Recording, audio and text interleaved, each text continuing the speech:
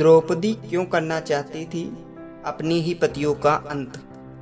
दर्शक बंधु, जब द्रौपदी ने शपथ ली अपने पतियों के विनाश की, युद्ध समाप्त हो चुका था। कुरुक्षेत्र की धूल में लिपटे शव, बहती हुई गंगा की धाराएं और दूर दूर तक पसरी हुई एक डरावनी चुप्पी सब बता रहे थे कि कोई महायुद्ध हुआ था। हस्तिनापुर की सत्ता अब युधिष्ठिर के हाथ में थी, परंतु द्रौपदी के हृदय में एक अलग ही संग्राम चल रहा था। ऐसा संग्राम जो बाहरी नहीं था, बल्कि उसकी आत्मा को भीतर से तोड़ रहा था। हर रात वह उठकर बैठ जाती, एक ही दृश्य उसके मन में बार बार उभरता। वो सभा, वो भरी दरबार, वो चीखती हुई उसकी आवाज, और फिर 5 चेहरों का मौन। युधिष्ठिर का सिर झुका हुआ था, भीम की मुट्ठियां बंधी थी, लेकिन गदा शांत थी। अर्जुन के ओंठ सिले हुए थे, गांडीव नीचे पड़ा था। नकुल और सहदेव, जिन्होंने जन्म से ही उसे देवी माना, वो भी पत्थर बने बैठे थे। वो क्षण जब दुशासन उसके वस्त्र खींच रहा था और सारे पुरुष धर्म, नीति और विवेक की दुहाई देकर चुप थे, वही दृश्य द्रौपदी की आत्मा को आज भी चीर रहा था। उसने एक रात युधिष्ठिर से कहा, मैंने तुम्हें धर्मराज समझा, लेकिन उस सभा में धर्म और निर्वस्त्र हुआ था, तब कहाँ था तुम्हारा न्याय?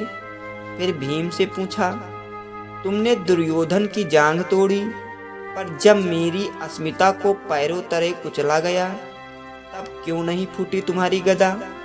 अर्जुन से कहा, तुमने चक्रव्यूह भेदा, पर मेरे वस्त्र की रक्षा क्यों न कर सके? और नकुल सहदेव से, तुमने हर युद्ध में मेरी विजय के गीत गाए, पर जब मैं रोई तब क्यों न सुन सके? 5 मौन थे, उन्हें शब्द नहीं मिल रहे थे।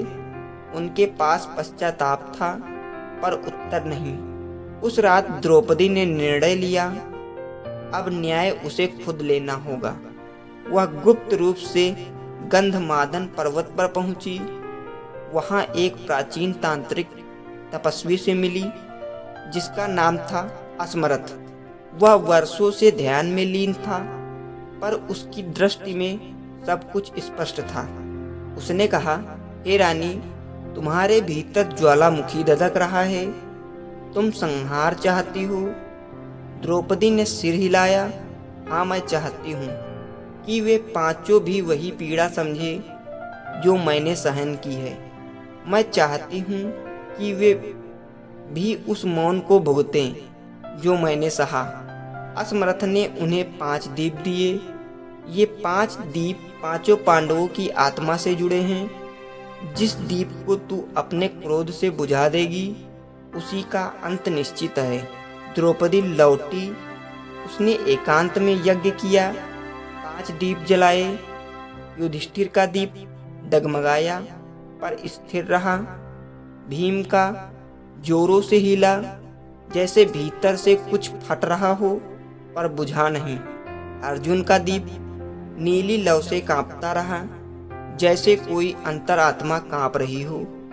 नकुल सुंदर शांत, जैसे दीपक नहीं कोई दर्पण हो।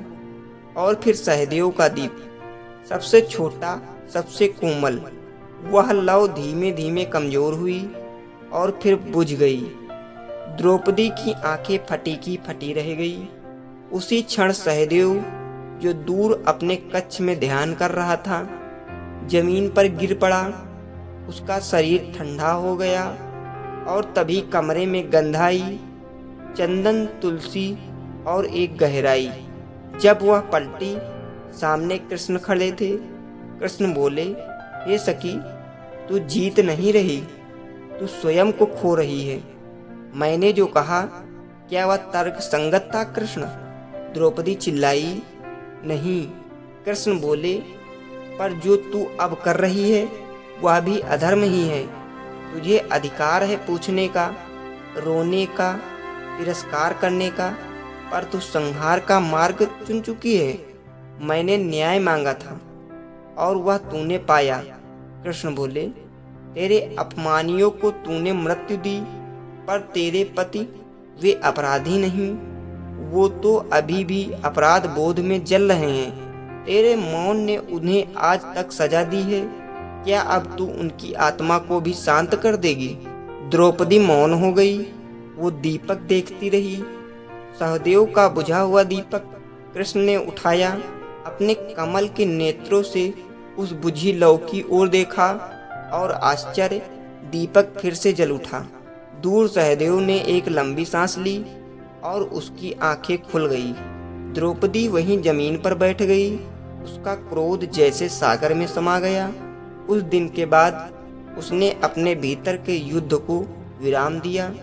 उसने जाना, कभी कभी क्षमा ही सबसे बड़ा बदला होती है। तो दोस्तों, अगर आपको यह कहानी अच्छी लगी हो तो हमारे वीडियो को लाइक एंड चैनल को सब्सक्राइब करें। मिलते हैं अगले वीडियो में, तब तक के लिए धन्यवाद।